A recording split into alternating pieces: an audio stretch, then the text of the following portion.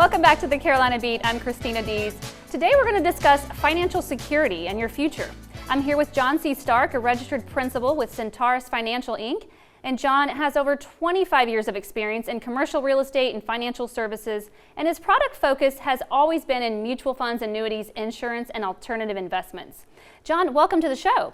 Christina, thanks for having me. Sure. I hear that you currently maintain approximately 280 portfolios from clients across the U.S.? Yes, I do. Christina, I do have approximately 280 clients. Of those, I monitor all their investments on a regular basis and meet with them on a regular basis to make sure that we're constantly updating them on their financial situation and their objectives and see if they change or change over the period of time. Well, what age should someone begin planning their future retirement? Actually, I'll say this, earlier the better, and that's very important because the longer the runway is for planning for the future, the better it is. You know, I say people don't plan to fail, they fail to plan. And so therefore, the earlier the better, get a chance to get started early. You can start small, you utilize a lot of different methods to get started with, and that way, if we can start early, we get a chance to actually make sure that your retirement is secure down the road. Yeah. Well, is there a secret sauce for an investor to utilize to help them achieve their financial goals? Well, Christina, I always say, back to the situation, is stick to a plan and stay with it. Whether you meet with your financial advisor or you're doing it yourself, is stick to a plan. I utilize a cost, what I call dollar cost averaging, which is a situation where you regularly convince yourself to put in the same amount of money each month or whatever into various investments, whether it be a stock, bond, mutual fund, or an annuity or a bond, whatever type. And therefore, you regularly commit to it, so therefore you mitigate the ups and downs of the market because you meet the peaks and valleys, and over the course of time, in long-term investing, it works well in your favor.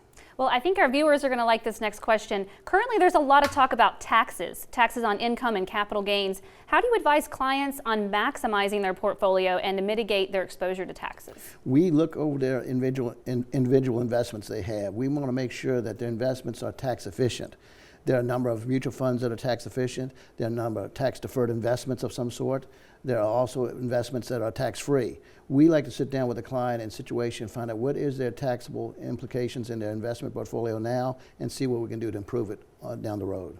And I know your team has been very involved in educating your clients by utilizing client events over the last 20 years. Why is this so important? Christina, I found that the educated investor is a better investor, and in turn, he tends to be more successful in the long term. I've done client events, we've done dine and learn events for the last 20 years. I bring in speakers from various investment funds around the country.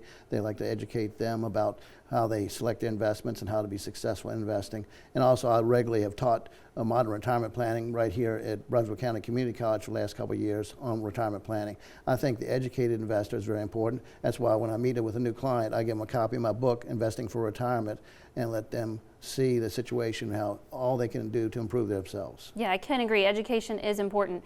When you meet a new prospective client for the first time, what questions do you usually ask them? That depends on their age and their time horizon before retirement or about to retire. Bottom line is I like to ask them a situation of where they are now, maybe take an inventory of what their current assets and investments are, and then find out their goals and objectives down the road. And that being said, whether they're about to retire, maybe they're 10 years from retirement, maybe they're 20 years from retirement. And at that point there, I want to find out their situation, and I'll ask them a lot of questions about their investments currently and their long-term goal and their needs of investment income down the road. So it's very important that I ask them a lot of questions, and I do ask them a lot of questions, ask about what are they trying to achieve down the road. Yeah. Well, John, thank you for your time today. You at home, it's never too early to start planning for your future, and it's also never too late. Reach out to John, see if he can help you get started today. All the information you need is right there on the screen. We'll see you next time. Thanks for watching.